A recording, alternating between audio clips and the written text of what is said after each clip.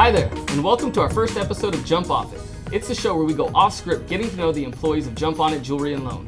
Do they have what it takes to avoid distraction and survive the interview? My name is Dustin and I will be your host. Today I'm joined by Eder Rodriguez, manager of our Inland Empire locations. He is a husband, a father, a creative businessman, and formerly a master of the 90-pound bar dip. Eder, welcome to the show. Thanks, Dustin. Great to be here. I'm excited to do this. All right, man. I hope you're ready for this. I'm It's ready. going to be fun. All right, let's go. All right. Thanks again for joining us. Thanks for having me. Again, the whole point of this is getting through the questions without being overly distracted. Okay. So here we go. You ready? I'm ready. All right. Let's see how you do with this. Okay. Let's just introduce yourself. Tell our guests here who you are, what your background is, how long have you worked at Jump-On-It, and how did you end up managing pawn shops? Well, my name's Eder Rodriguez. I've been doing this now a year and a half, a little over a year and a half. I spent the better half of the last 18 years in the restaurant industry, and that really wasn't working out for me, so I wanted to do something different. I'm sorry, I can't really see you. That's the point. You're good. So I'm doing this now. I'm enjoying it, and yeah. You seeing spots yet? I am seeing. I can't see you. Why'd they kick you out of the restaurant industry? They kicked me out for various reasons, doing a really good job, and I think that was the reason why. Cool. How'd you end up managing pawn shops? I put my application out there. I kind of set out a line, and you guys bit. So here I am. Cool. You enjoying it? I'm having a great time. Yeah. Awesome. Well, we appreciate everything you do for us, Right and on. we're looking forward to 10 more years to come. Can you turn this off? Yeah, we can do that now. We can probably pull that off. Okay. We're going to move into this next category. This is a category I like to call I'm So Pretty. So for the duration of this episode here, the goal is to see who's the prettiest by the end of it. Okay. All right, so on a daily basis in the pawn industry, we interact with people from all walks of life and items from every product category. Can you tell us about your most memorable interaction so far in your career? So far, it would have to be one of our customers who comes in and he puts like 100 things on layaway. Yeah. He also claims to know a lot of the music industry, and it's kind of funny listening to him talk. Yeah, let me help you out right here. Yeah. Keep going, you're good. Sometimes Yeah, I'll post videos keep going there. of him talking, All right. and it pretty much makes everybody laugh. So that's been the most fun for me, I think, so far with the customers. What's like a very specific moment from interacting with him that just absolutely like comes to mind? When he was arguing with me about who was the leaders or what are they called? The members of this hip hop band, Wu-Tang. Okay. And so according to him, he actually signed all of them. He stated they were from Long Beach when they were very clearly from New York. Okay. You look great, by the way. You're looking pretty good too. We're getting into this for sure. So if you know it so well, can you rattle off the members of the Wu-Tang Clan right now? I do. It's the RZA, the Jizza, Old Dirty Bastard, Inspect the Deck, Raekwon the Chef, U-God, Ghostface, and Method Man. Oh wow. Look at Yeah. you. I definitely could not have pulled that I'm off. a big fan. You want to grab some of that? I don't think I need any nail polish. I think I'm good. Let's look at the fans. Let's see how do we look, guys? Pull it off pretty good. All right, man. I think you look beautiful. I'm looking forward to the next question here, and we'll just sit here like this for the rest of the day. How does Sounds it feel good. like? Yeah, let's do it. All right, let's do cool. Here we go for this section we call Eat It. We're gonna be taking a shot at this. I've never actually done this before, so All right. There's yours. Let me get mine going here. Cheers, my friend. Hopefully Cheers. this isn't as bad as people say it is. Okay.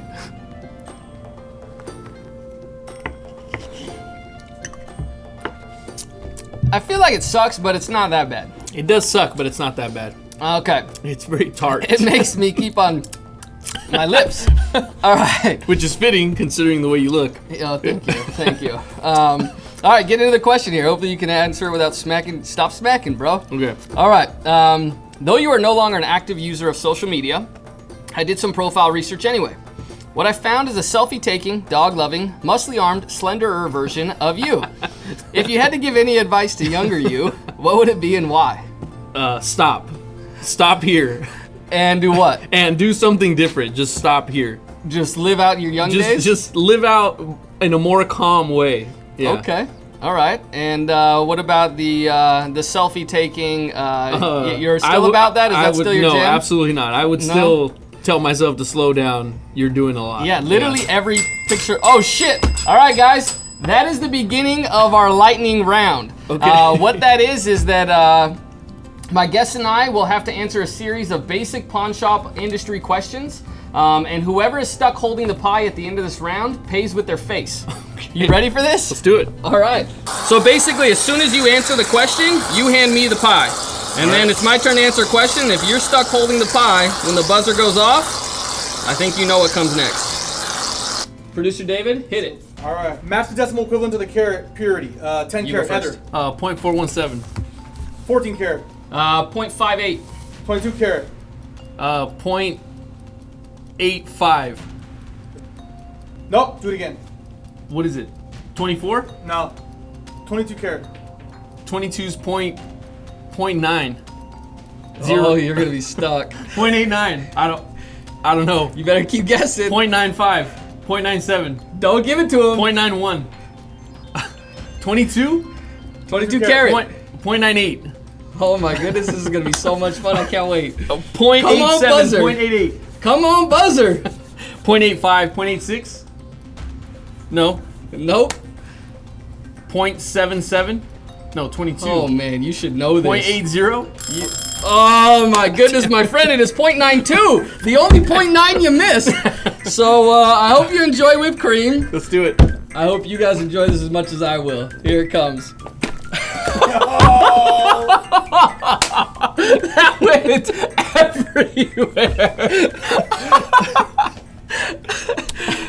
For this next round, before we answer the question, we're gonna set some ground rules. So we're each gonna have a cracked bottle of water right here in front of us. Okay. Every time I ring this bell, we're gonna take a little drink.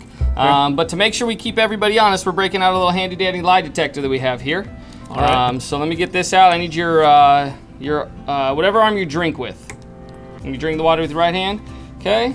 And we're gonna take this one right here. And here we go. You ready? I'm ready. All right, let's test how this bell works. First thing first, we take a drink when the bell rings. That hand though, bro. Oh, right hand. All right. Copy that. It doesn't work the right way if you don't. All right? All right. So here we go, jumping into the question. Most people have a complete misunderstanding of the services offered by pawn shops and of the types of people that operate them. Most typically, their interpretation stems from the non-realities of the show Pawn Stars and Hollywood's continuous and intentional misrepresentation of the industry. Prior to being in the business, what was your perception of pawn shops, and how has it changed since working in the industry? You look parched. Let's just give ourselves a little drink here. What happened, bro? How's that water going? All right, just want to make sure you tell the truth here. So, Okay. All right. So, do you remember the question? Yeah. Yeah. Yep. All right. So, why don't you dive into what your prior misconceptions were and how it's changed since working in the industry? So I thought it was like a place where, you get ripped off. It's real skeevy. There's like this big burly dude ready to rip you off, smoking a cigar behind a counter and like 4-inch bulletproof glass. It's nothing like that. If you don't mind me asking, what made you think about pawn shops in that light? We're just taking a drink. You're supposed to drink the water, dude. I did. Okay, I want you Well, to some. drink. Okay. Well, what got in my mouth, I drank. So, Perfect. All right. what was your question again? Question is if you don't mind me, like, what gave you that perception? Do you think? Because that is a very common perception people have of pawn shops. Like, where do you think that stemmed from? I don't know, actually. I don't know where that would have stemmed from. I mean, I think Hollywood portrays it that way, and it's pretty common whenever it comes up on TV, that's what you see. Yep. Yeah. Yeah, the big old crusty white dude sitting behind the counter and all grumpy just trying to rip you off. All right, cool. So how has it changed? What's different now that you've been working in the industry for almost 2 years now? How's it different? We're nothing like that. I am absolutely nothing like that. This is so much more enjoyable for me than for you. I'm nothing like that, and nobody here is anything like that, and I haven't experienced. I've actually been to other pawn shops where it is that way. Yeah. And dude, I can't not curl my hand. That's what makes it so good. And so I appreciate the fact that you see that and it's portrayed that way, but people come in here and they don't have that same experience. So okay. Yeah.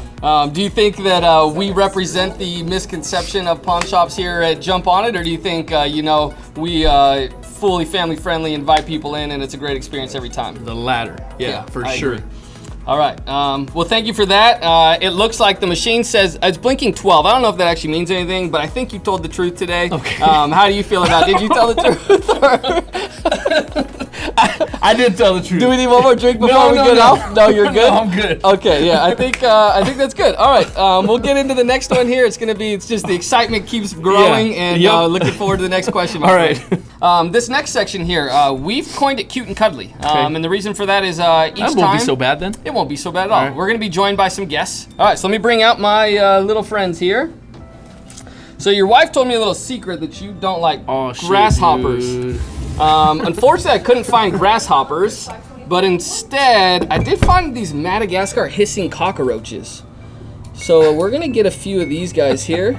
I hate bugs, What dude. I'm gonna need you to do, yeah, there's one right there. You make them real mad, they'll start hissing. I'm gonna need you to put your hands out like this. Yeah. I hate bugs, dude. I know you do. We're gonna set this little, he tipped over. Let's get him back up. Oh, he's mad. Where's he going? Oh, hell. Where's he going? Come on, dude. I hate bugs, dude. Come on, dude. Here's your Madagascar hissing cockroach. So we're gonna hold one there. Get this other guy right here for you. Oh, there he is. Now he's hissing at you. Shit. There it goes. Now he's mad. They don't like being picked up like that. Oh yeah, there's number. Oh, we got him running all over now. This is a disaster. Don't worry, we got a sleeping one for you right here. He's nice and calm. Here you go. Hand number 2. There you go. And I'll get one for me too, just because, I don't want you to be left out thinking that you're doing this by yourself. So there we go. We got the Madagascar hissing cockroach. Don't drop him. We don't need to lose 2 of these bad guys. All right. So the question here. Through past conversations, you have shared with me your side hustle secrets of dog breeding. Most people assume it is all just cute and cuddly raising puppies, when in reality it's like a little shitstorm hits your house for 10 weeks. What is the gnarliest destruction your dogs have caused? So They're just bugs, man. yeah, man. So when I first started doing that, I was in an apartment, and the first litter I had, she had in an apartment. And so eventually all the puppies started moving around. You're sweating. This is the worst thing. And so they started moving around, so I had to put them somewhere other than the balcony where they were being kept, and so I put them in the kitchen. And so, I mean, a 1-bedroom apartment, you can imagine a kitchen with 10 Doberman pinschers. I'd come home from work and it was like they were painting shit on the walls with their paws. It sounds like fun. Dude, this is the worst Sounds like thing. city I street hate bugs. cleanups. Huh? I kind of want you to keep going, just elaborate on the story, just because you have to hold these longer. Maybe I'll give him a little poke too. So Oh, it moves a dude. little bit. Yeah. It's best when you get the feel and you hear them hiss. That's when they're best. Yeah, So I would have to come home after a long day of work. We work in 12, 14-hour shifts, and then I'd come home and have to clean up dog poop Yeah. off of everything, Yeah. everywhere. Okay. Yeah, and the worst was like the diarrhea when it would like if they would eat something that they probably shouldn't have eaten, or Did they ever chew up something that was like of extreme value that just absolutely like killed you? well, I mean, if they'd get out, yeah. The worst thing was like when they tear up the carpet. Why is that one moving so much? He's coming for you, bro. The wants worst, to like beat his friend. You want another one? if they tear up the carpet, that would be the worst. That would be the worst because I was in an apartment. It wasn't my stuff. Yeah. So I'm shaking, dude. All right. I think we've got through that. So, AKA puppies. They're Puppies. great. They're a little bit cleaner than these. Would you say they're cleaner? Yeah, way cleaner Way than cleaner this. than This these? is disgusting. A little man. cuter? I think these are pretty cute. Should No. we give it a kiss? No. Should I give it a kiss? No. Give it a kiss? All right, so we'll put these guys back. They're going back to the pet store today. Holy moly, you see that head? It's like a giant ant on there. Look at that thing. That's weird, man. Yeah. All right, So no. yeah. And we're going to get into the pain zone here in just a second. So before we get into this last question, because it's going to be way more fun if we go through it while we're in the pain zone. Let's do it. Let's just get after it. Okay. I think we know what's coming here. You pick your chip there, pick your poison. There you go. We'll let each other just dab their own. I'm going to dab mine, you dab yours. You know, you can decide how big of a man you want to be today. That's how big of a man I'm feeling. That feels pretty aggressive, actually. That is Maybe I kind of should have aggressive. just left the one dab See, on there. I'm good with one dab, folks. Yeah, for those of you that haven't had this before, it ranks at about 135,000 Scoville units. If you want to compare that to something, a jalapeno ranges from 2,000 to 8,000. So if you had a hot jalapeno, it's about 8,000 Scoville units. This goes to 135,000. So down the hatch, my friend. Cheers.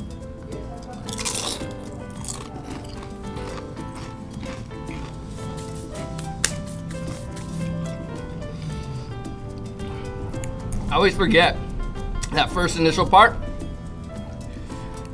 where you just can't talk. Yep. All right. So here we go. I'm gonna. Water makes it worse. Water makes it worse immediately.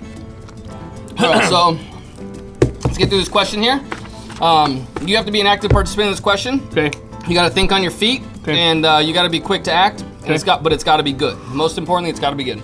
Okay. I'm just gonna leave my lid off here because I'm gonna keep needing it. All right. How you feeling? Spicy. Should we let it kick in further before we get going, or It's kicked in. it's kicked in? All right. So lastly, again, thank you for joining us today. This thing just came up. We're actually gonna have to cancel this right now.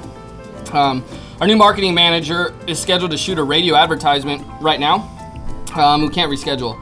The problem is, he ate some sugary-free gummy bears from our disgruntled customer jar and has liquid hot magma spewing from his undercarriage, probably like we will tomorrow.